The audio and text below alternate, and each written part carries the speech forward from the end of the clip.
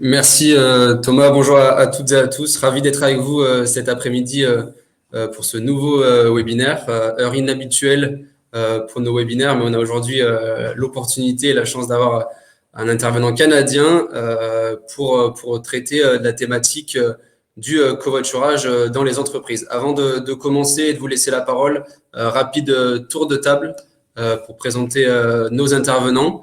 Adrien, je te laisse commencer.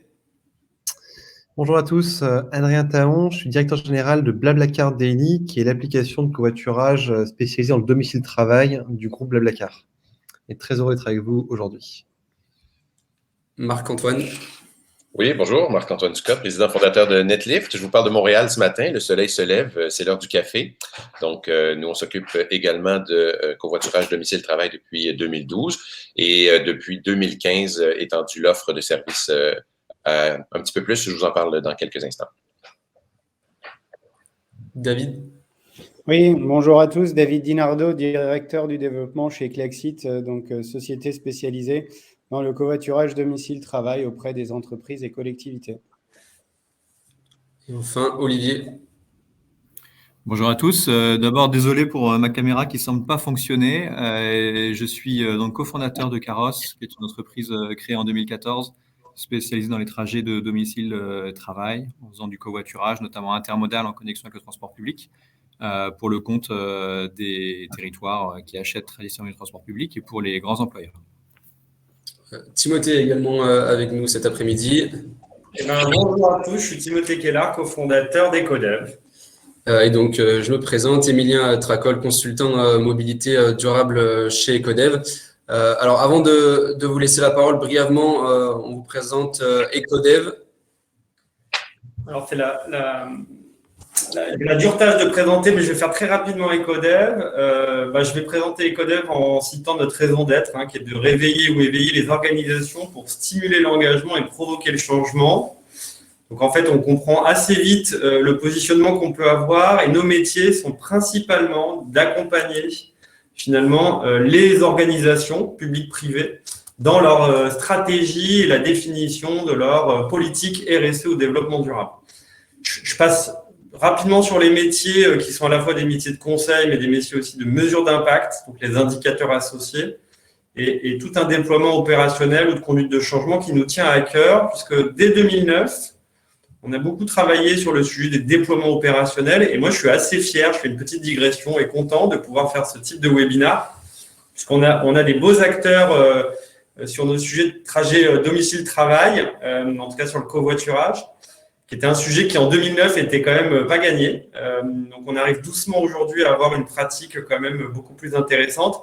Et je suis très content et fier de pouvoir mettre toutes ces structures qui peuvent être confrères les unes à côté des autres pour nous aider à comprendre justement quels sont les bons comportements pour arriver à déployer opérationnellement ces enjeux de covoiturage au quotidien. Et puis, je vais laisser maintenant la main à Émilien pour présenter l'écosystème, qui est un projet qu'on a lancé en 2019.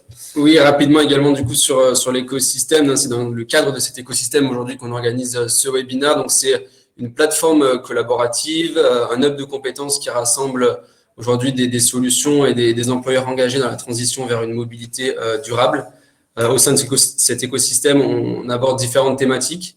Dans un premier temps, de permettre aux employeurs de s'approprier le management de la mobilité en leur apportant des outils, d'accompagner le changement de comportement, de soutenir la sobriété et l'innovation responsable en proposant des outils respectueux de l'environnement, valoriser les solutions innovantes et les acteurs engagés à travers des prises de parole comme aujourd'hui.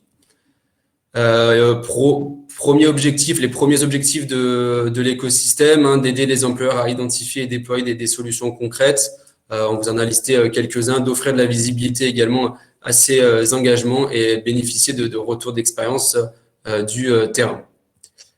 Les prestations qu'on propose au sein de l'écosystème, c'est des prises de parole, des rendez-vous de la mobilité, des séances de pitch, également une bibliothèque en ligne avec des guides, des fiches pratiques, pour justement accompagner les employeurs dans leur démarche de mobilité durable. C'est également la diffusion de newsletters. On est également une véritable hotline pour répondre à toutes vos problématiques.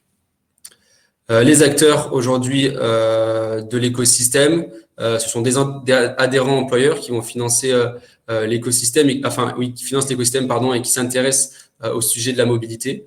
Des solutions, donc on aborde toutes les thématiques de la mobilité, le covoiturage, le vélo, l'autopartage, le forfait mobilité durable, le crédit mobilité. Donc aujourd'hui, on a une trentaine de solutions et également des parties prenantes qui nous accompagnent et qui nous aident à répondre à nos différentes problématiques autour de la mobilité. Et l'effet de l'écosystème, voilà, je voulais présenter, c'est une plateforme en ligne, des webinars, des ressources, également une actualité qui est riche, avec, on vous en a cité quelques-uns, le projet du label employeur ProVélo ou encore l'Observatoire forfait mobilité durable. Donc différents projets qu'on peut aborder grâce aujourd'hui à l'écosystème. Je vais du coup laisser la parole à nos intervenants. Donc juste pour vous expliquer un peu comment ça va se passer, on va d'abord avoir une première partie présentée par Marc-Antoine de Netlift qui va nous présenter la comparaison en fait du modèle et de la vision du covoiturage en France et en Amérique du Nord. Et ensuite, on a identifié différentes idées reçues du coup en lien avec le covoiturage. Et donc, on écoutera les différentes solutions, casser ces idées reçues et proposer des arguments justement pour passer au covoiturage. Et enfin, un tour de table pour présenter également les avantages à déployer aujourd'hui une solution de covoiturage dans votre entreprise. Je te laisse du coup la parole, Marc-Antoine. Oui, merci. Bonjour à tous. Un réel plaisir d'être avec vous ce matin et cet après-midi pour vous. Et surtout, très content de partager avec vous, je vous dirais, près de 10 ans d'expérimentation autour des questions de covoiturage et de mobilité durable en Amérique du Nord. Donc, avant que j'attaque cette slide, simplement vous mettre un tout petit peu en contexte à propos de ce côté-ci de l'Atlantique. D'abord, il faut savoir qu'en ce moment, sur le côté économique, on vit ici presque plus que le plein emploi, une réelle pénurie de main-d'œuvre. C'est-à-dire que la mobilité est un enjeu très important dans le choix du poste de l'emploi que les gens vont aller choisir. Deuxièmement, on est dans une situation d'électrification tous azimuts au niveau de la mobilité. C'est et de très loin le mode retenu par les autorités publiques, les gouvernements. Donc, évidemment, au Québec, on est dans une situation d'hydroélectricité, donc c'est déjà décarboné. Et troisièmement, politiquement, il y a ici, je vais le dire cash, une certaine hésitation des autorités publiques à intervenir en mobilité. Souvent, on va vouloir laisser les organisations privées, les entreprises s'occuper de leurs propres trucs. Donc, Netlift, c'est ma 4e start-up. Moi, j'ai fondé Netlift avec un collègue de Polytechnique en 2012. L'objectif à l'époque, c'était, et ça reste toujours, donc la réduction de l'usage de ce qu'on appelle ici l'auto-solo. Dès 2012, on a lancé Netlift avec un brevet provisoire sur, comme Olivier disait, du covoiturage intermodal, donc connexion avec le transport collectif, calculateur et tout ça. Ça a été un échec. Je pense que c'était trop tôt à l'époque pour ça. Évidemment, tous mes collègues là, du panel vont être d'accord pour dire que le covoiturage devrait être la bonne solution. Mais pourquoi, 10 ans plus tard, on n'est toujours pas sur des volumétries qui soient conséquentes avec les attentes? Donc, premièrement, du point de vue canadien, du point de vue américain, le financement du transport collectif, voire même du covoiturage, est très compliqué. Il n'y a pas d'acceptabilité sociale ici pour l'équivalent d'un forfait de mobilité durable, par exemple. Donc, il a fallu au début que Netlift, et c'est notre cas aujourd'hui, mais devions avoir un modèle économique profitable et uniquement privé. C'est-à-dire qu'il fallait que l'ensemble des revenus qui proviennent des usagers ou des employeurs suffisent à nous soutenir. Donc, on ne peut pas en Amérique du Nord avoir de soutien financier comme peut exister le forfait mobilité durable. Donc, une première grande différence. Le deuxième élément, on a parlé de l'électrification. Ça vient gruger presque toutes les sommes que les gouvernements vont investir en mobilité durable. Il en reste très peu pour les mobilités partagées. Troisième élément qui est important, et là j'arrive à cette slide, pardon. Selon Netlift, là, depuis, disons, 10 ans, on en est arrivé à la conclusion que pour qu'un programme de covoiturage en entreprise ou en territoire fonctionne, il doit réunir 3 facteurs clés. Et ce sont les seuls. Les autres sont intéressants, mais ne permettent pas d'avoir un effet mesurable et significatif. Bon, le premier, c'est le business model, le modèle économique. Tous mes collègues vont en parler. J'espère qu'on abordera la question plus tard. Il faut que ce soit viable économiquement d'opérer une plateforme de covoiturage pour les entreprises, mais aussi pour les employeurs.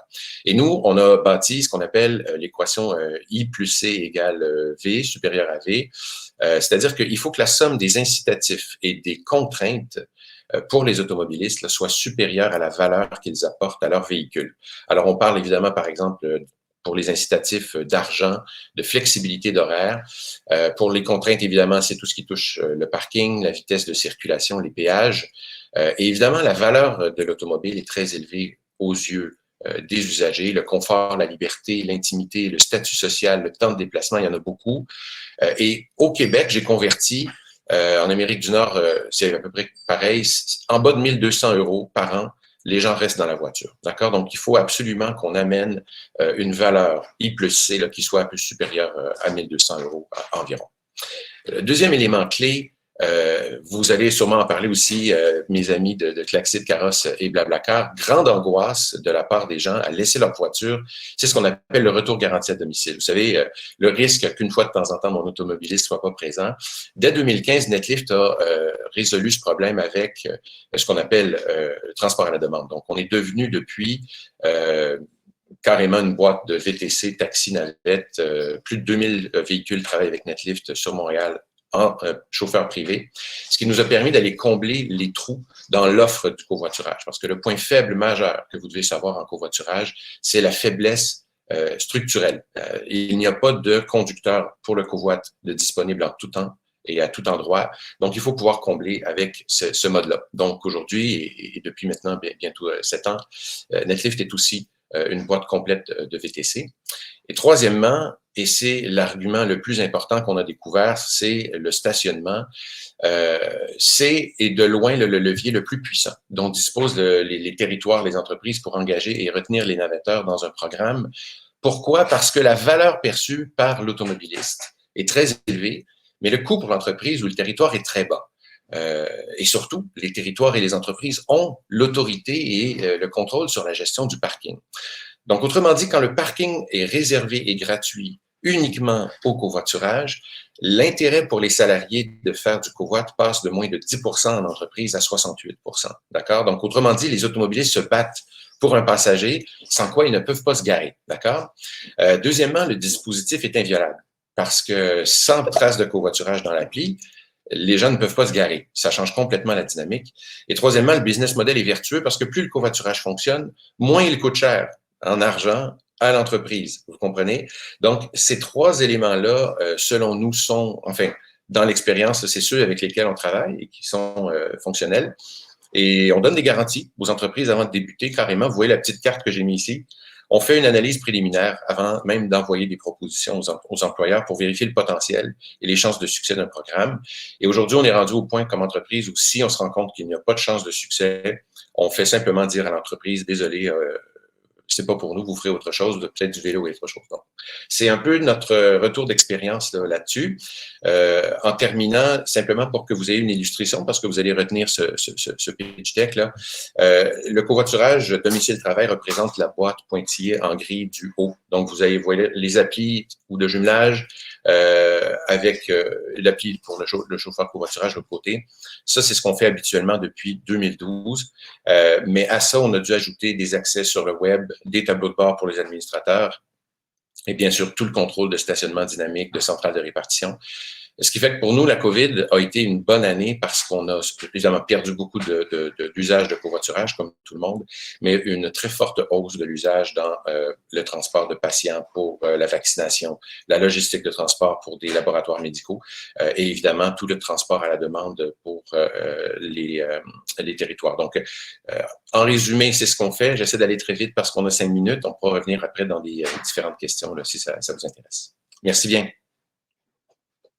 Merci beaucoup Marc-Antoine pour pour cette introduction. On va passer du coup aux idées reçues. Et donc, on a identifié une première idée reçue sur le fait que le covoiturage, certains collaborateurs avaient peur justement de ne pas trouver de trajet ou de perdre du temps. Donc, on va laisser la parole à Olivier justement pour traiter cette idée reçue.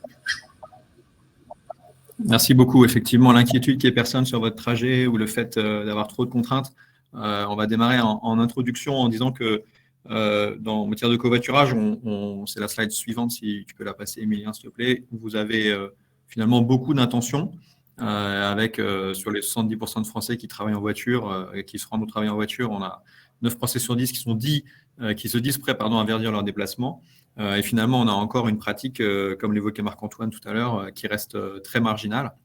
D'où le questionnement, comment est-ce qu'on fait en sorte de pouvoir lever ces barrières qui sont à la fois psychologiques et pratiques, d'une part pour générer le premier covoiturage et puis ensuite pour transformer chaque covoitureur en un covoitureur actif et régulier. Effectivement, l'inquiétude principale, c'est sur la slide suivante, c'est que l'inquiétude qu'il y ait soit personne, soit que ça devienne finalement trop compliqué. Et si on veut disséquer un peu les différents cas, sur la slide suivante, on voit que on a affaire à deux types de catégories. En zone peu dense, beaucoup de gens vont nous dire j'ai pas de collègues qui habitent près de chez moi, donc avec cette idée que le covoiturage doit se faire entre voisins pour aller travailler dans la même entreprise, alors que c'est pas forcément le cas. Je travaille avec des horaires très particuliers, ce qui n'est pas forcément un problème aujourd'hui grâce aux nouveaux outils. Et puis en périphérie de grandes villes, dès qu'on s'intéresse au périurbain, voire rentrer dans le milieu urbain, il y a l'inquiétude de devoir trop marcher, de devoir faire un détour trop important, notamment à cause des embouteillages, d'avoir un point de rencontre qui pourrait pas être accessible, etc. La réalité, c'est que c'est une vision aujourd'hui, qui est conforme aux plateformes historiques de covoiturage qui étaient des sites de petites annonces et de rencontres, où effectivement, dans le meilleur des cas, on trouvait un covoitureur. Et à ce moment-là, on rentrait dans quelque chose d'extrêmement contraignant. C'était d'abord très difficile de trouver un covoitureur, et ensuite on rentrait dans quelque chose de très contraignant, puisqu'on retrouvait quelqu'un très près de chez soi, quelqu'un qui allait nous déposer à son travail, à notre travail très près du sien. Et surtout, du coup, sur un modus operandi répétitif et quotidien, toujours à la même heure, toujours avec la même personne. Et donc, ce qu'on a cherché à faire chez Caros, c'est véritablement à casser cette problématique et à lever ces freins-là grâce à ce qu'on vous présente en slide suivante, c'est-à-dire véritablement un assistant intelligent. C'est une application. Vous la téléchargez, vous donnez votre consentement RGPD et ensuite elle apprend automatiquement vos habitudes de mobilité, c'est-à-dire qu'elle comprend vos itinéraires, vos temps de parcours, à quelle heure vous partez, à quelle heure vous arrivez et combien de temps vous mettez pour arriver à destination. Ce qui est capital puisque en comprenant la totalité des origines, destinations, des itinéraires et des temps de parcours, on est capable de retracer les habitudes de mobilité qui peuvent être assez complexes chez l'ensemble de nos utilisateurs et d'anticiper les trajets de nos utilisateurs pour les mettre automatiquement en relation. Donc ça, si on regarde un exemple de ce qui peut se passer sur la slide suivante, par exemple à Flers, qui est alors c'est le slide juste avant. Merci. Non, juste après. Voilà. Merci beaucoup. C'est à Flers. Flers est une intercommunalité très peu dense, 55 habitants au kilomètre carré, un petit peu au sud de Caen. On y a déjà généré un peu plus de 7000 covoiturages. C'est une activité qui est en croissance forte depuis début 2021, malgré le Covid, avec plus de 700 inscrits, 700 utilisateurs. Qu'est-ce qui se passe? Ce qu'on voit, c'est que vous pouvez avoir deux domiciles qui sont très éloignés, vous pouvez avoir des lieux de travail relativement éloignés ou plus ou moins rapprochés, mais ce que fait l'application, c'est qu'elle comprend l'ensemble des possibilités de covoiturage automatiquement. Et donc ça, c'est important puisque ça crée cette fameuse masse critique qui va faire qu'on est capable vraiment de regarder, d'analyser l'ensemble des covoiturages potentiels et de les proposer automatiquement, donc de manière beaucoup plus efficace que sur des systèmes traditionnels où on va se mettre en relation en allant finalement interroger chaque personne qui semble avoir un trajet proche du sien. Si on va sur la slide suivante, ça permet notamment, grâce à l'intelligence embarquée dans l'application, de ne pas proposer un covoiturage sur un axe congestionné, notamment de vous dérouter d'un axe que vous avez plutôt l'habitude de prendre et qu'il serait moins congestionné.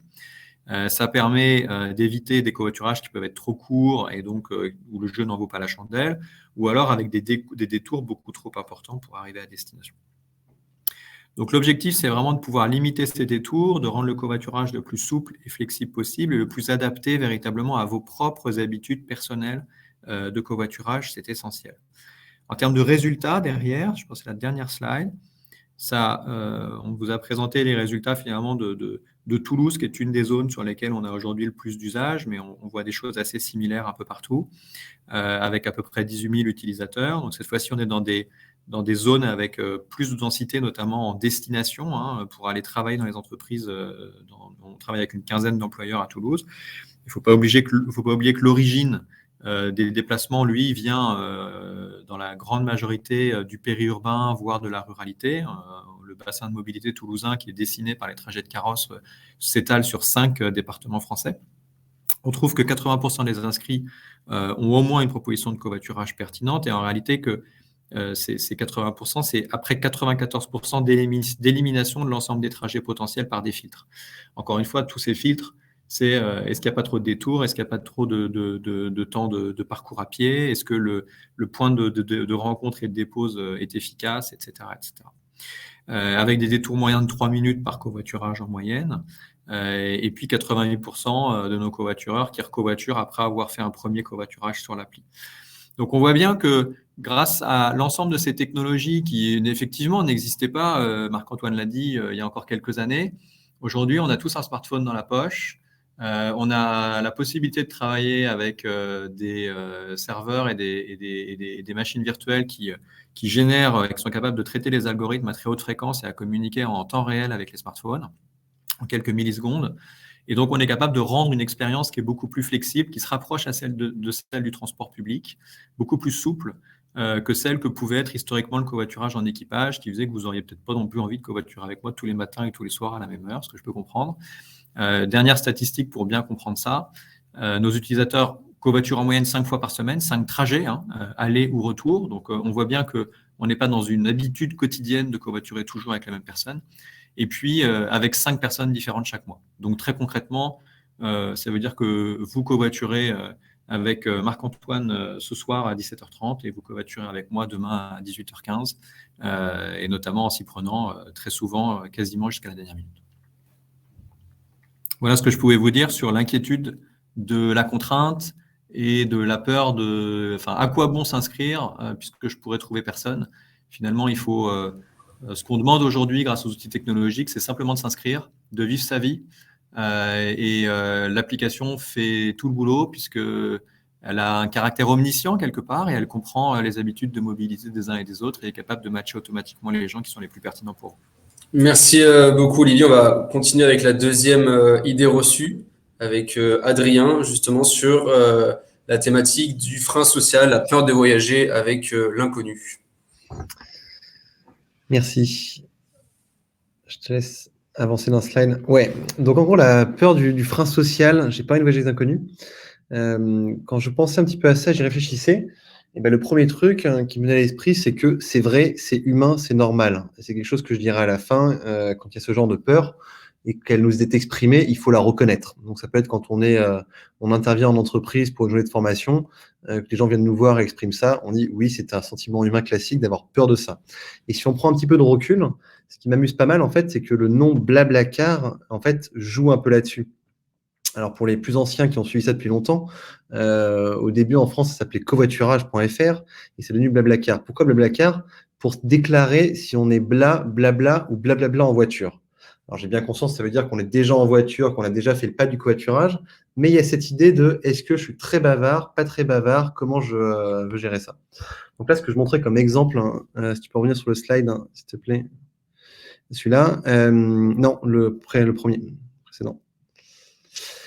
Là, vous avez une publicité de 2013, donc c'est il y a assez longtemps, qui mettait en avant ce test de blabla. Et est-ce qu'en voiture, vous êtes plutôt très bavard, pas très bavard? Sur la gauche, vous avez un écran qui aujourd'hui, comment ça marche dans l'app, où on déclare ça. Et on déclare est-ce qu'on a un vrai moulin à parole, est-ce qu'on aime bien discuter quand on se sent à l'aise, ou est-ce qu'on est plutôt du genre discret.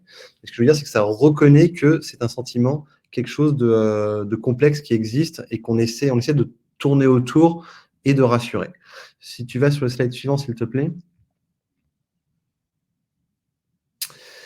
Si maintenant je me concentre sur du covoiturage domicile-travail, je pense qu'il y a 2 éléments qui rassurent beaucoup par rapport à ça et qui vont faire écho à ce que Olivier vient d'exprimer. Je vais commencer par le 2e point. C'est qu'en fait, sur du domicile-travail, à la différence du longue distance, sur la longue distance, vous allez très rarement voyager 2 fois avec les mêmes personnes. Ça va être chaque fois des gens un petit peu différents. Sur le domicile-travail, quand vous commencez à covoiturer, ce qui se passe de manière assez organique, c'est une espèce de formation de ce qu'on appelle des équipages de covoiturage. Et c'est-à-dire que vous, autour de vous, vous allez avoir quelques personnes avec qui ça marche bien. Donc, c'est un peu ce que Olivier disait tout à l'heure, avec 5 conducteurs différents par mois, mais pas juste 5 trajets. Il y avait quand même beaucoup plus de trajets. Donc, ça veut dire qu'il y a une répétition avec chaque conducteur et que je sais avec qui ça marche bien.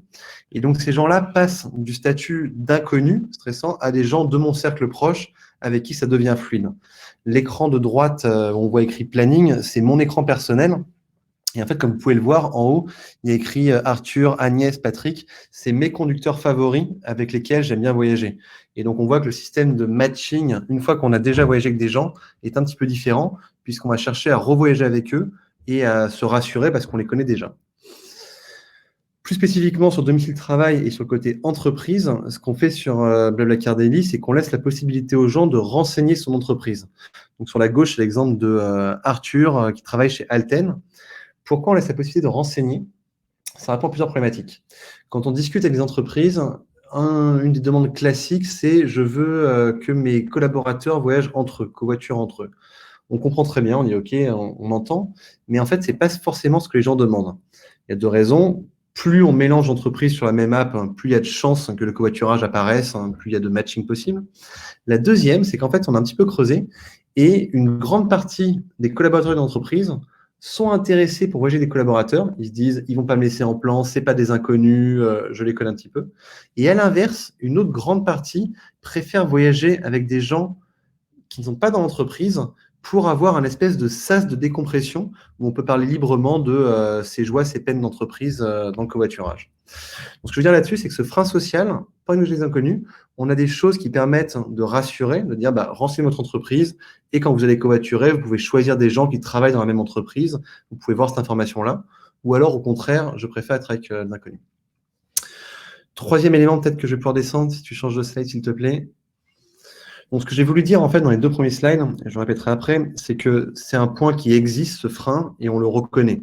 Dans un 2e temps, il y a des choses qui rassurent, surtout sur le domicile-travail, puisque les gens avec qui vous allez voyager, ça ne va pas être des inconnus tout le temps.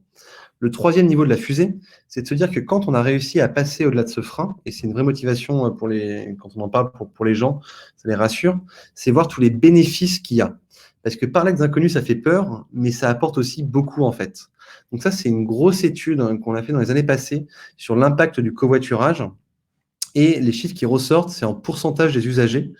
Et moi, il y en a qui me parlent beaucoup, je trouve très intéressant, c'est que 51% de nos usagers disent avoir déjà changé d'avis sur un sujet suite à un covoiturage. Donc, on est confronté à un point de vue différent, on discute, on débat et on finit par changer d'avis. Il y en a un qui est plus intime, plus marrant presque, c'est que 21% des gens disent avoir déjà révélé des choses qu'ils n'avaient jamais dit à d'autres personnes auparavant. Donc, ce que je veux dire, c'est que ce frein existe, mais une fois qu'on a rassuré et qu'on aide les gens à passer à l'acte, ils en tirent quelque chose, il y a un bénéfice derrière. Je conclurai là-dessus, si tu peux changer de slide, s'il te plaît, en me répétant un petit peu, mais en gros, moi en soirée ou quand je rencontre des gens qui me disent « mais moi j'ai pas envie d'être avec des gens dans la voiture », je le fais en 3 temps, exactement comme ça, en disant « c'est normal, on reconnaît ça, c'est tout à fait humain, on a peur de la nouveauté, on n'a pas trop envie du changement, donc on reconnaît ce ressenti. Mais en fait, vous avez le choix, vous avez la main sur ça, vous pouvez choisir vos covoitureurs, vous n'êtes jamais obligé de covoiturer avec qui que ce soit. Et spécifiquement sur le domicile-travail, ça va souvent être les mêmes personnes. Donc une fois qu'on a rompu la glace, ça devient très simple et ce n'est pas un nouvel effort à chaque semaine. Et puis, une fois qu'on a fait ça, en fait, il y a plein d'avantages. Typiquement, des rencontres très enrichissantes. Et spécifiquement sur le domicile-travail, c'est plus des inconnus, ça devient nos covoitureurs et ça sert un petit peu de moment d'échange dans la journée avant d'entrer chez soi. Merci, merci Adrien d'avoir traité cette idée reçue. David, je te laisse poursuivre sur le sujet de la flexibilité horaire. Du coup, en effet, sur la flexibilité des trajets, c'est une question qui revient souvent. La question est la suivante. Je ne sais pas vraiment quand j'arrive au bureau, mais surtout, je ne sais pas quand je repars. Et en fait, il y a une première chose à savoir, c'est que quand on crée un réseau de covoiturage, notre objectif, c'est d'embarquer le plus de monde dans l'application, d'avoir le plus de monde qui est prêt à covoiturer, à passer à l'acte. Et c'est vraiment cette maximisation de personnes qui vont s'inscrire dans l'application qui fait que déjà, on ne sera pas dépendant d'une seule personne. Et ça, c'est très important. Ce qui est important, c'est de se dire le matin, je peux partir à 7 heures, mais je peux aussi partir à 7h10, je peux partir à 8 heures, à 9 heures. Et idem pour le retour du soir, avoir une forte amplitude horaire. C'est pour ça que, comme l'ont dit auparavant Adrien et Olivier, quand on a 5 covoitureurs différents, c'est aussi une question de justement d'horaires qui sont différentes. Donc ça, c'est très important et c'est vraiment la mise en place d'une solution de covoiturage domicile-travail dans l'entreprise qui va permettre d'avoir cette masse critique. Sinon, en fait, le risque, c'est que les collaborateurs s'inscrivent, trouvent pas de trajet, ou vont en trouver, mais ce sera une seule personne et du coup, on reste accroché avec cette seule personne pour pouvoir covoiturer. Et c'est là qu'on trouve qu'on est encore plus, il faut être encore plus inflexible pour passer à l'acte et covoiturer. Ensuite, ce qu'il faut savoir, c'est que sur les applications mobiles, on peut aujourd'hui planifier nos covoiturages au jour le jour, pour l'après-midi, pour la semaine aussi. On en a quand même une bonne partie des collaborateurs qu'on couvre sont sur des horaires qui sont aussi assez régulières. Ce qu'il faut aussi donner la possibilité, c'est qu'une fois que les équipages vont se créer, de ne plus passer par un outil de planification. Qu'est-ce que je veux dire par là? C'est qu'il faut donner la possibilité dans l'application de pouvoir faire une demande instantanée pour covoiturer. C'est un peu comme Google Maps ou Citymapper. Une fois que vous savez que vous prenez tel RER et tel bus, vous n'allez pas aller tous les jours dans la recherche d'itinéraires. Donc, une fois que les équipages se créent, il faut leur permettre de pouvoir interagir entre eux et de covoiturer quasi instantanément. À eux de se mettre d'accord aussi pour pouvoir le faire du mieux possible. Et autre élément très important, c'est la garantie retour, où en effet, une personne qui viendrait en covoiturage en tant que passager, si le conducteur lui fait faux bond au retour, eh bien, peut avoir une solution qui est eh bien, qu'on lui finance un VTC sans franchise, sans avance de frais, parce que s'il était amené à payer pour rentrer chez lui après un covoiturage, on n'est pas sûr qu'il repasserait à nouveau à l'acte. Donc l'objectif, c'est de rassurer en proposant cette garantie retour, en se disant, bon, bah, de toute façon, s'il y a un souci, je suis couvert. C'est aussi très important de voir le prisme du conducteur au regard de la garantie retour, c'est que le conducteur, aujourd'hui, on ne souhaite pas le pénaliser. Ce n'est pas parce qu'il a un imprévu qu'il est obligé d'annuler que l'on va derrière le blacklister de l'application. Donc l'objectif, c'est vraiment aussi en tant que conducteur pouvoir se dire, bon, ben, j'ai un imprévu, je ne peux pas assurer, mais derrière, il y a une garantie retour qui est proposée. Alors, avec tout ce qu'on vient de dire jusque maintenant, il est sûr que quand on covoiture, quand on prend un engagement, il faut le respecter. C'est une question d'organisation aussi. Ce qu'il faut savoir, c'est qu'aujourd'hui, le covoiturage, alors on a des personnes qui covoiturent au quotidien, mais sur la courte distance pour aller au travail, mais ça ne représente pas la majorité des personnes qui aujourd'hui utilisent l'application. Et en fait, aujourd'hui, on essaye de beaucoup plus d'accompagner les collaborateurs, à les sensibiliser, à leur dire, bon, bah d'accord, mais le mercredi, vous allez peut-être pas chercher vos enfants, donc est-ce qu'il y a un jour qui est adéquat? Est-ce qu'il y a 2 jours, 3 jours? Et en fait, on prend les personnes qui covoiturent prennent des engagements de ce jour-là, de se dire, bon, ben moi, j'ai prévu de partir à 18h30 parce que je suis venu en covoiturage. Ça veut dire qu'à 18h30, je pars du bureau. Donc, c'est cette petite organisation aussi à trouver parce qu'on ne peut pas prévoir l'imprévisible. L'application ne peut pas prévoir que votre réunion va déborder et que vous allez terminer à 21h au lieu de terminer à 18h30.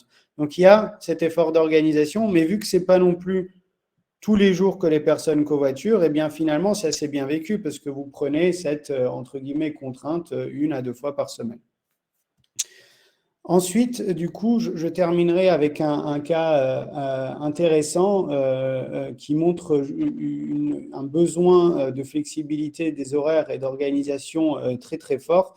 C'est le cas du personnel soignant, où nous couvrons plus de 80 000 soignants aujourd'hui en France.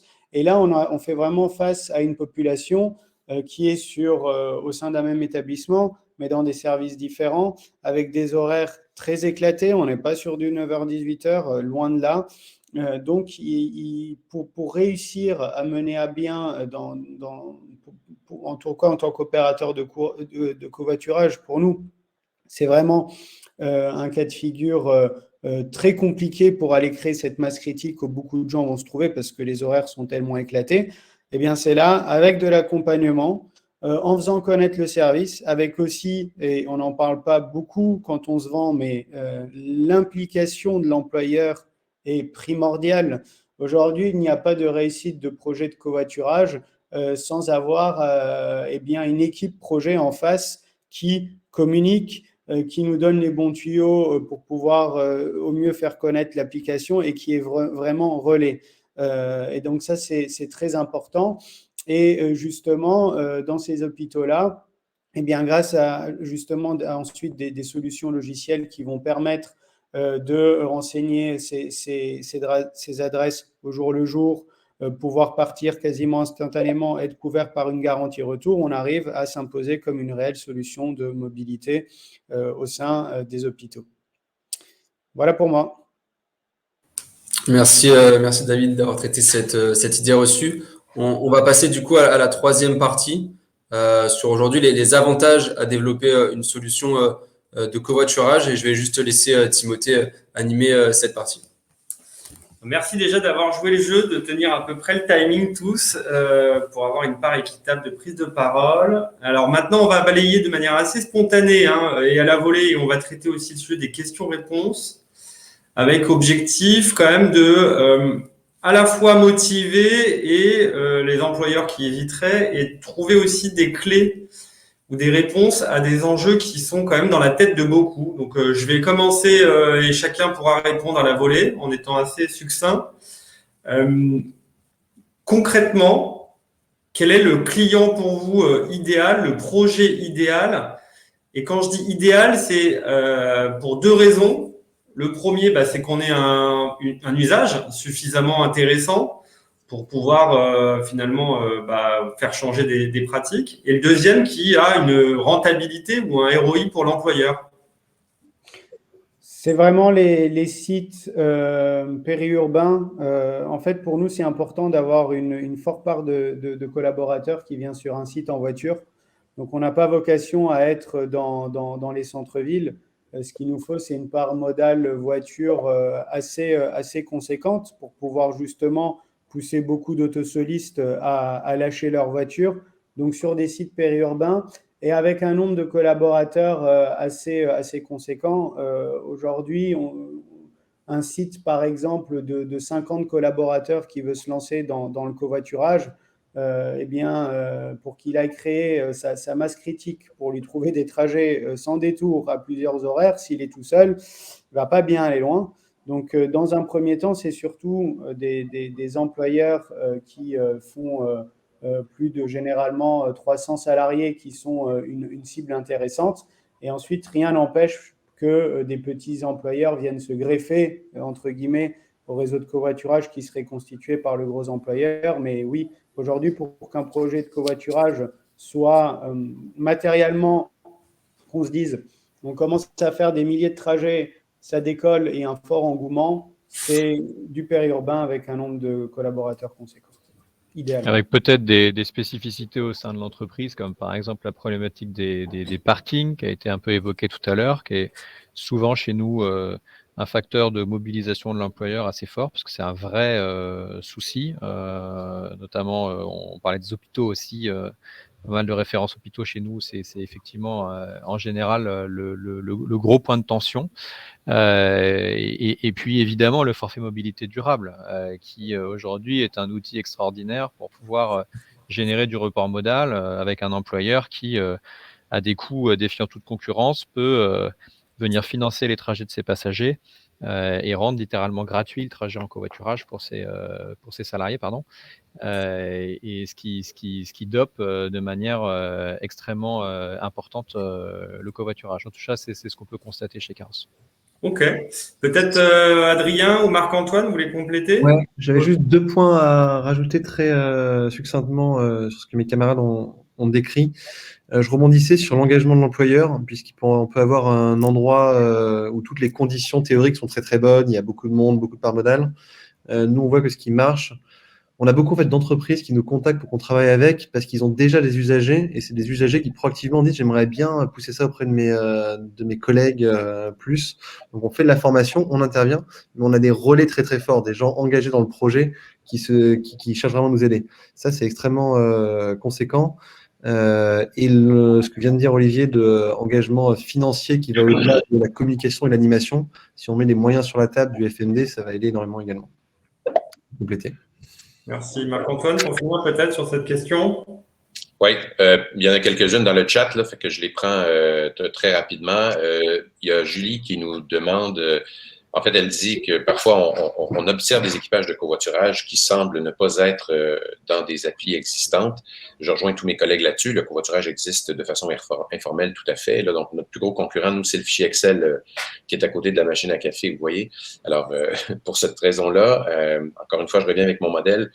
Si on veut capturer les gens à l'intérieur d'une appli pour collecter la data, pour être capable de bâtir des programmes pérennes, ces personnes qui sont dans un équipage informel ne pourraient pas, par exemple, accéder à un parking dédié. Donc, s'il y a une section covoiturage au parking et qui ne se débarre que lorsqu'on peut avoir une trace de covoiturage, à ce moment-là, les gens vont dire, d'accord, le conducteur va enregistrer son trajet et de cette façon-là, on y arrive à le faire.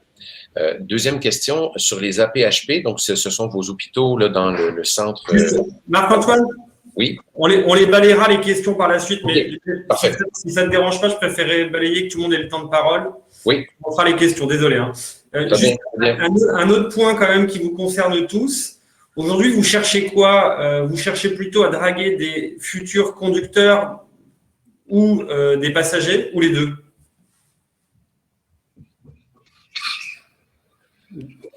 Alors, nous, dans un premier temps, un des gros objectifs, quand on fait de la communication au début, c'est les deux. Le but, c'est de faire connaître le service le plus possible. Après, ce que l'on observe, c'est qu'on a rarement beaucoup plus de conducteurs par rapport au nombre de passagers. Donc, on va chercher tout de même beaucoup plus après en termes de communication de conducteurs engagés dans la démarche. Pourquoi? Parce qu'il faut laisser la possibilité aux passagers. Alors déjà, il n'y a pas tous les conducteurs qui répondent quand même. Donc, pour faire en sorte de proposer, de donner la possibilité aux passagers, on va aller chercher du conducteur aussi parce que, notamment sur le périurbain des métropoles, on a naturellement beaucoup de passagers qui s'inscrivent parce que quand on cherche une solution de covoiturage, généralement on a envie d'être passager, on a besoin de mobilité et du coup les personnes qui tapent instinctivement, qui cherchent des solutions de covoiturage, c'est quand elles ont besoin d'un outil pour se rendre au travail. Ok. On va inverser peut-être Marc-Antoine, Adrien, Olivier, pardon. Vous cherchez quoi aujourd'hui, vous? Les deux. Ça dépend beaucoup de la localisation en réalité, de notre point de vue. Si on est, par exemple, quand on travaille, je vous donne un exemple avec Pasquier, en banlieue de Cholet, vous avez probablement 99,9%, pour pas dire 100% de par modèle voiture. Donc, la grosse difficulté va être de trouver des autosolistes qui sont disposés à devenir passagers. Donc, on va plutôt aller chercher activement des futurs passagers en ayant un maximum de propositions de valeur efficaces pour ces gens-là. Quand on va être en région parisienne, en grande couronne, on a souvent la moitié, on va dire, de la part modale globale qui vient du transport public. Donc là, on peut être une solution complémentaire du transport public pour leur permettre de gagner un petit peu de temps à tous ces gens, et en plus en étant intégrés comme nos confrères dans le forfait Navigo. Donc là, on a une population de passagers, on va dire, naturels, sans voiture, qui peuvent venir se mettre sur le système. Donc, on va plutôt être en quête de conducteurs pour essayer de compléter ça. Donc, ça demande une analyse assez fine au départ, dans le cadre d'un diagnostic en amont, quand on démarre un projet de déploiement avec un employeur. Adrien? Oui, très très proche de ce que vient de dire Olivier. Je pense que ça dépend des endroits. Et en effet, quand on est dans les zones urbaines avec déjà beaucoup de passagers naturels, entre guillemets, qui font des longs trajets en transport en commun avec beaucoup de connexions et qui peuvent du coup gagner du temps et du covoiturage, c'est plutôt un besoin de conducteurs. Et en revanche, des zones où il y a beaucoup de parts modales voitures, bah, c'est des conductrices, conducteurs qui vont devenir passagers. Parce qu'on essaie de faire, de les transformer comme ça. Mais d'ailleurs, c'est une question intéressante puisque sur l'application de BlaBlaCar Daily, l'expérience est très très similaire en tant que passager et conducteur. Et on switch à la fin assez facilement, mais on cherche vraiment des gens qui sont prêts à optimiser leur trajet, partager leur trajet. Voilà. Et ça reste quand même, les deux ont de la place aujourd'hui. Si je dois répondre quand même plus globalement au niveau très macro, on est plutôt en recherche de conducteurs. Si on prend un niveau très très macro, mais ça cache des différences assez fortes. Ok, merci. Marc-Antoine, peut-être un complément sur ce point ou pas? C'est pratiquement pareil. Je rejoins tout ce qui a été dit. Là, je pense que ça fait partie des commodités des applis de covoiturage maintenant. Donc, c'est acquis depuis plusieurs années. À la nuance près qu'habituellement, comme je le disais tantôt, on commence par faire une pré-analyse dans le fond. C'est moins d'une journée, en fait. On ramasse les origines, les destinations et les horaires de travail. On bâtit un scénario et puis voilà, l'employeur voit tout de suite où il va. Et puis, si ça fonctionne pas, on en reste là et on a perdu une demi-journée de travail. Oh, ok, merci pour ces éléments de réponse. Alors, on va passer aux questions qui ont été posées dans le chat. Je vais les faire. Alors, il nous reste 10 bonnes minutes là, donc on va essayer de faire des réponses très rapides pour en balayer le maximum, hein, tout simplement. Celui qui est le plus à l'aise se lance et je vais commencer par une question qui va te concerner, Marc-Antoine, puisqu'elle est dédiée aux Canadiens.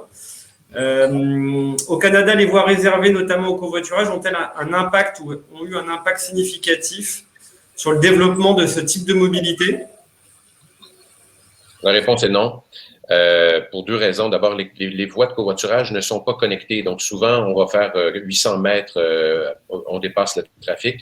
Et après ça, il faut se rabattre vers un bouchon. Donc, c'est un salmigondi, un feuilleté de gouvernance, la mobilité au Canada, qui est excessivement compliqué entre les territoires, les provinces et le gouvernement du Canada. Donc, les gains de temps sont pas matériels. Et parce que je reviens avec mon I plus C est supérieur à V, les gens voient pas beaucoup de valeur, sauf de façon parfois informelle, par des parcs relais. Donc, c'est pas là qui est le principal levier. Ok, merci. Alors, en France aussi, on a des voies, hein, mais effectivement, comme il y a peu de contrôle et c'est peu connu ou peu cadré, on n'a pas l'impression qu'à date, c'est un effet significatif, mais peut-être que vous me contredirez. Autre question, comment assurer une rentabilité de service faisant appel à des VTC pour du transport à la demande? OK. Encore une fois, dans un modèle économique où on met en valeur le stationnement, on peut arriver parfois pour moins de quelques milliers d'euros par année à faire bouger 300 personnes, par exemple, en équipage de covoiturage. Donc, c'est très économique. Ça dégage des budgets pour aller servir une partie des équipages qui n'ont pas de conducteur. Ça nous est arrivé, par exemple, d'avoir un endroit, comme on a parlé il y a quelques instants, où on avait peut-être une vingtaine de personnes qui n'avaient pas d'accès à un automobiliste, ils n'avaient pas de voiture, il n'y a pas de transport collectif. C'est donc, on crée de l'offre, et on met deux mini-navettes, et l'appli de covoiturage va aller chercher les gens en navette pour les amener au travail. Donc, pour l'employeur, ce coût-là va servir une partie seulement de ses équipages, mais ça permet de convenir à tout le monde. Là. Donc, on opère, si vous voulez, la même chose qu'une petite autorité de transport en commun. Vous avez Keolis et Transdev en France, mais ici, c'est 7000 sociétés de transport en commun sur le territoire d'Amérique du Nord, donc c'est très fragmenté. OK. On va retourner à des réponses qui concerneront tout le monde. Que répondez-vous à quelqu'un qui fait du covoiturage et qui préfère déduire ses trajets de voiture de ses impôts plutôt que d'utiliser le forfait mobilité durable? J'ai jamais vu ce cas encore. Pas de réponse? Ça dépend, en fait, est-ce qu'il reçoit, s'il perçoit de l'ICA par son employeur, en effet, aujourd'hui, c'est une des principes, enfin, c'est un problème en soi, hein, si l'entreprise verse de l'indemnité kilométrique pour qu'ils viennent seuls en voiture au travail, il va difficilement basculer sur du forfait mobilité durable. Après, pour ce qui est de l'incitatif financier qui est reversé, par exemple, dans le cadre des collectivités, on reste sur du partage de frais, sur un barème de 10 centimes d'euros du kilomètre. Donc, on n'est pas imposé sur ces 10 centimes. Après, c'est des calculs à faire. Nous, on part du principe qu'aujourd'hui, une personne qui covoiture peut gagner jusqu'à 160 € par mois en prenant 2 personnes et pas tous les jours sur 20 km. Donc, on est aussi une solution économiquement intéressante pour les personnes qui regardent de près le budget carburant, essence, assurance. Mais c'est vrai que si on est aux frais réels sur le covoiturage, on est quand même censé réintroduire la participation perçue. Donc, il y a un calcul à faire. Exact. Ok. On a une autre question sur les modèles économiques. Donc là, chacun, je pense, aura peut-être une approche différente. Mais quels sont les modèles économiques entre passagers, conducteurs et ou lien avec une plateforme ou une application? Dans l'ordre que vous voulez, je ne sais pas, peut-être Olivier. Marc-Antoine évoquait Keolis et Transdev, c'est une bonne transition. En tant qu'opérateur de covoiturage de courte distance, on est tous plus ou moins des formes d'opérateurs de transport. C'est-à-dire qu'aujourd'hui, on va trouver nos modèles économiques chez les acheteurs traditionnels du transport public, c'est-à-dire les AOM, les régions, et les employeurs qui achètent aussi souvent des services de navette ou de TAD pour le compte de leurs collaborateurs. Donc, on a tous développé des solutions dédiées aux employeurs et des solutions dédiées aux collectivités territoriales pour venir en complément des offres de transport traditionnelles. Adrien ?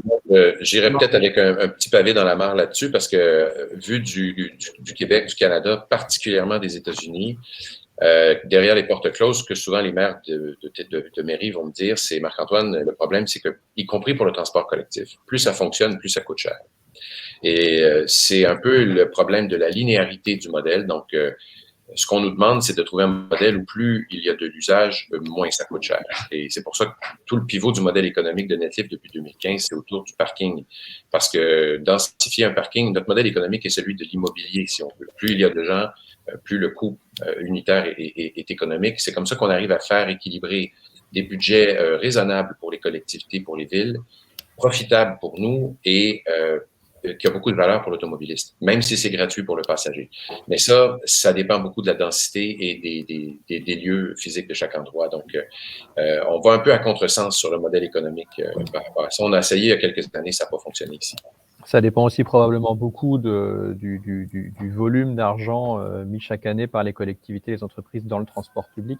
En France, c'est quand même 20 milliards d'OPEX par an. Hein, donc, il y a un vrai marché en France aujourd'hui. Après, sur l'aspect linéaire que tu évoques, je suis d'accord que à très long terme, il faut imaginer des coûts mécaniquement décroissants. Bien sûr. Après, il ne faut jamais oublier aussi que le covoiturage produit du transport public pour les employeurs comme pour les collectivités qui coûte significativement moins cher que du bus ou du transport aérien. Donc c'est ça, le temps de trouver un équilibre. Je pense qu'ensuite on pourra effectivement se poser ces questions de long terme, mais je pense qu'on est encore loin de l'équilibre avec 3% de covoitureurs par jour. Oui. Est-ce que Adrien ou David voulaient compléter ces réponses?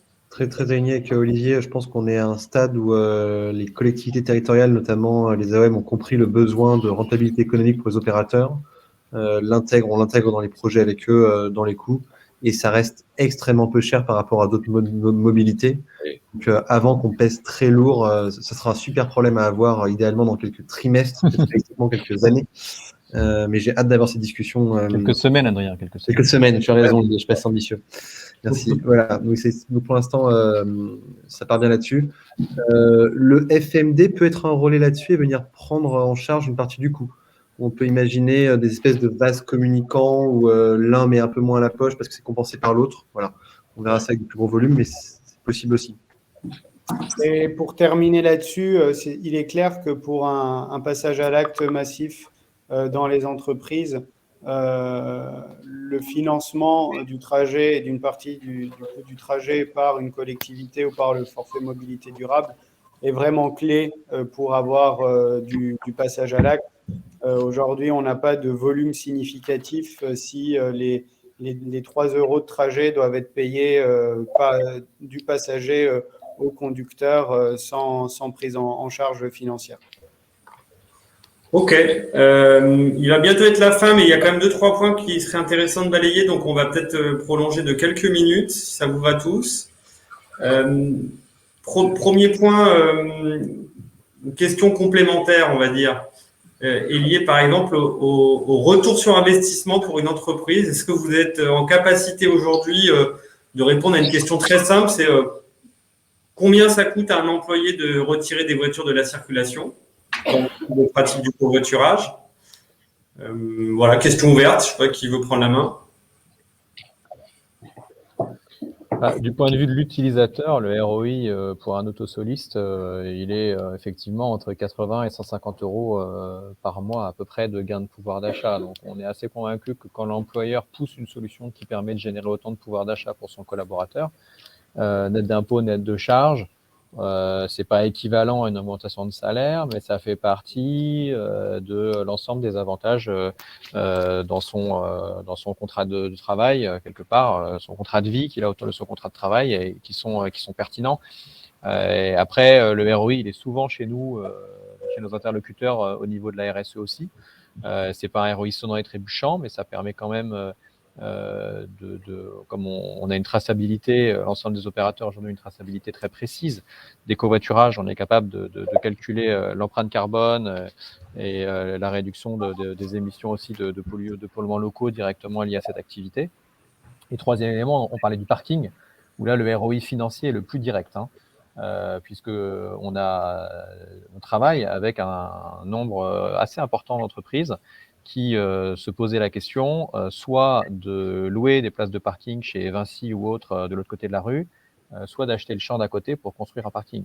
Ce qui, pour le coup, sont des ROI automatiquement calculables, puisque à chaque fois que vous enlevez des voitures, vous repoussez l'échéance ou vous annulez complètement cette problématique. Alors que le coût de constitution de construction d'un parking est évidemment extrêmement élevé. Ok. David, tu veux compléter? Oui, en fait, Olivier a à peu près tout dit sur ce sujet. Et après, on a quand même aujourd'hui, nous initialement, les entreprises qui sont venues nous voir depuis 2014, c'était des entreprises de deuxième couronne parisienne avant qu'on se déploie un peu partout en France.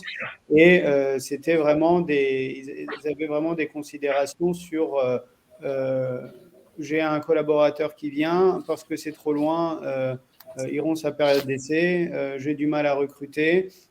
Et c'était des services de ressources humaines qui étaient vraiment là en train de considérer quel est le coût aujourd'hui de recruter une personne et si elle part après 6 mois, de la recruter à nouveau. Donc vraiment, le covoiturage a été perçu aussi sur ce prisme-là dans le cadre d'une solution de mobilité qui puisse justement mieux permettre de recruter et de fidéliser. On a aussi des entreprises qui ont investi dans le covoiturage pour des raisons de connaissance entre collègues. C'est une façon de se connaître, de se parler sur un trajet domicile-travail. On voit que les entreprises investissent beaucoup en team building et du coup, le covoiturage est ce type de solution possible. Et pour certaines populations qui, par exemple, travaillent de nuit sur des horaires où les risques, les accidents peuvent être plus importants, bien être à deux dans la voiture, ça nous permet d'être aussi réveillés, ça nous permet d'être en bonne compagnie à 2 heures du matin sur l'autoroute. Et on a aussi des entreprises qui nous ont sollicité pour ce besoin-là spécifique. Adrien, tu veux compléter? Ou pas? Ou Marc-Antoine? Sur le retour sur investissement, sur le ROI, en fait, j'ai beaucoup aimé ce qu'Olivier a soulevé parce qu'effectivement, si on essaie de présenter un ROI sur la base de ce qui est déjà dépensé, c'est assez compliqué parce que la mobilité, si elle est externalisée vers les automobilistes, tout est une nouvelle dépense pour l'employeur. Alors que lorsqu'on les fait réfléchir sur les coûts de parking, parfois, je pense beaucoup aux États-Unis, ils ont ce qu'ils appellent les shuttles. Ils paient des millions de dollars par année pour envoyer les bus chercher les gens de San Francisco et la vallée ou des trucs comme ça. Déjà, ça compte. Évidemment, il y a toute la problématique des territoires qui souvent supportent du transport vraiment à très fort coût fixe, mais pour très peu d'usagers. Donc, quand on les fait réfléchir sur l'ensemble des coûts et des responsabilités environnementales, plusieurs, Netflix, par exemple, cherchent à être carboneutre d'ici 24 mois. Donc, c'est très compliqué pour eux de réduire massivement cet usage s'ils ne passent pas par le covoiturage. Alors, il y a un premier travail d'évaluation qui doit être fait. Permettez-moi d'insister sur cette question-là, mais il faut quand même avoir un plan avant de savoir combien d'argent on va sortir et sur quoi ça va nous rapporter. Mais une fois que ce plan-là est clair, ou bien il n'y a rien, il n'y aura pas de projet, ou alors il y en a un, et là, on met en place un outil pour mesurer ces gains. Le coût de la tonne de gaz à effet de serre économisé, ça a coûté combien? Est-ce qu'on peut l'améliorer d'une année à l'autre? Le taux d'engagement, la réduction sur la pression des parkings, les modalités. Donc, tout ça fait partie d'un tout, mais c'est comme ça qu'on arrive à calculer, gérer les attentes, si vous voulez bien. Merci. Adrien, complément ou pas? Pas de complément sur celle-là directement, je pense qu'elle a été bien balayée. Ok. Et pour finir, alors c'est une autre question, puisque vous avez quand même des approches assez similaires, mais en même temps avec des spécificités ou des complémentarités. Alors, je ne prendrai pas la question de savoir qui est le meilleur, puisqu'on est sorti de ce débat lors de ce webinaire. Je crois vous pouvez vous faire une opinion par la suite, mais il y aura 4 réponses différentes surtout. Alors voilà, on est d'accord depuis le début. On est d'accord. Et donc, si vous deviez peut-être donner 2-3 conseils à un employeur qui réfléchit à travailler sur le sujet du covoiturage, quelles seraient, je ne sais pas, les 2-3 étapes clés? Marc-Antoine, tu as un peu commencé à balayer le sujet, mais du coup, je te propose de peut-être réintroduire. Oui, mais ça va aller très vite parce qu'on est vraiment très peu présent en France de toute façon. Je pense que si un employeur avait des enjeux, par exemple, de masse critique, j'aurais probablement le réflexe de le référer vers, par exemple, un Blablacar qui a déjà une grosse base. On travaille des fois, par exemple, aux États-Unis avec des gens qui sont déjà sur Scoop ou Waze. Alors, on se connecte là-dessus pour pouvoir gérer, disons, la portion parking VTC, mais il y a une bidirectionnalité qui se fait entre les applis sur notre plateforme. Donc, on ne demande pas aux gens d'arracher ce qu'ils ont déjà fait. J'aime beaucoup l'approche de Caros autour de la détection des habitudes pour rebâtir des courses là-dessus. Je trouve que c'est très astucieux. Donc, encore une fois, quel est le besoin de l'employeur? Et on trouvera après ça la bonne approche. Parfois, le covoiturage n'est pas la bonne approche pour résoudre les enjeux de mobilité et c'est tout à fait correct. Celui qui parle, c'est quelqu'un qui fait autre chose que du covoiturage aussi dans sa vie. Donc, c'est une portion de nos revenus, là, c'est pas la totalité. Olivier? La première question, je pense que l'employeur doit se poser, on l'a déjà évoqué, c'est dans quelle mesure est-ce qu'il va pouvoir parler du covoiturage dans le cadre de sa communication interne en exploitant tous les leviers de communication que vont lui fournir son prestataire de covoiturage dans le métier. Mais le prestataire ne peut pas faire la communication interne à sa place. Donc ça veut dire déjà bien travailler sur l'ensemble des outils possibles et puis aussi faire du lobbying en interne parce que combien de fois on a vu des gens qui sont nos référents directs très motivés, mais qui malheureusement n'avaient pas toujours, notamment dans les grosses entreprises, l'écoute des directions de la communication interne, qui ont beaucoup d'autres sujets à évoquer évidemment et qui ne veulent pas trop d'encombrement. Ça me fait faire le lien avec votre question sur la PHP, puisque Caros est prestataire de la PHP, donc j'ai des statistiques là-dessus si vous le souhaitez. La PHP, chez nous, c'est 12% d'inscrits, d'utilisateurs parmi les collaborateurs. Donc, c'est à la fois beaucoup, parce qu'en valeur absolue, on est en train de parler d'une quarantaine d'hôpitaux. C'est relativement peu en pourcentage, c'est moins qu'à d'autres endroits. Mais ça montre que ces 10-12%, on ne serait jamais allé les chercher grâce à la communication interne de l'entreprise. Et c'est finalement le plus difficile pour nous et pour faire démarrer le covoiturage, parce que pour revenir au sujet des freins qu'on a évoqués tous les trois, une fois que ces inscrits sont sur la plateforme, 47% d'entre eux se sont mis à covoiturer et ils ont tous ensemble généré déjà plus de 110 000 covoiturages. C'est-à-dire qu'ils ont beaucoup d'entre eux ont continué sans s'arrêter derrière en covoiturant plusieurs fois par semaine et continue de le faire aujourd'hui. Donc je trouve que ça résume bien la problématique qu'on a évoquée tout à l'heure aussi. Il faut un engagement très fort des employeurs pour faire parler, faire connaître la solution et pousser à la tester. Et après, en général, les opérateurs sont capables derrière d'assurer le succès d'usage une fois que le collaborateur a bien voulu mettre les contraintes qu'on a évoquées de côté pour essayer au moins le covoiturage.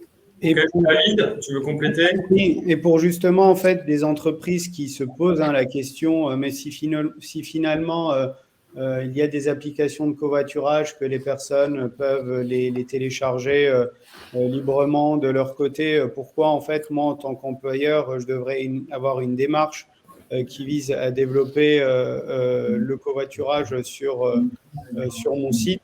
Eh bien, c'est vraiment celui de la consolidation de la masse critique. On le voit dans nos statistiques, une entreprise qui ne se lance pas dans un projet de covoiturage a 30 fois moins de chances, en fait, que son collaborateur passe à l'acte et covoiture. Pourquoi? Parce qu'il ne connaît pas forcément encore ce qu'est le covoiturage de courte distance. Il se connecte, il ne trouve pas forcément des covoitureurs. S'il en trouve, ils ne sont peut-être pas vraiment actifs. Il n'y a pas ce côté, justement, est-ce que ce sont des collaborateurs de ma même entreprise qui peut aussi m'amener un peu plus de confiance. Et donc, c'est vraiment la différence, elle se fait vraiment là. Aujourd'hui, des applications de covoiturage, elles existent. Avoir une démarche de covoiturage, en revanche, pour offrir un vrai service à ses collaborateurs, ça se construit. Et du coup, il faut capitaliser sur un opérateur. Adrien, finir sur cette question? Ouais, je pense que, mais comme pour tout projet qu'on ouvre, c'est bien de parler à des gens en extérieur. Et donc, je pousserai une entreprise qui s'intéresse à parler à d'autres entreprises, à parler potentiellement, typiquement à vous, Ecodev, ou même aux plateformes de covoiturage présentes autour de la table aujourd'hui, en étant transparent que c'est très en amont. Et nous, on sera ravis de discuter, de présenter très en amont les projets. Il y a des choses auxquelles on dit non. On explique, comme le disait Marc-Antoine, que c'est pas la bonne solution, que le potentiel est limité. Nous, on a bien intérêt à ce que les entreprises avec lesquelles on collabore soient contentes et que ce soit utile.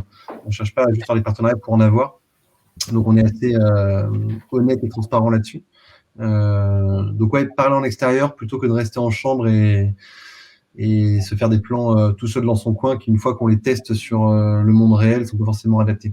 C'est une belle conclusion, puisque ça va faire 12 ans qu'on accompagne un certain nombre d'employeurs sur les sujets de mobilité durable.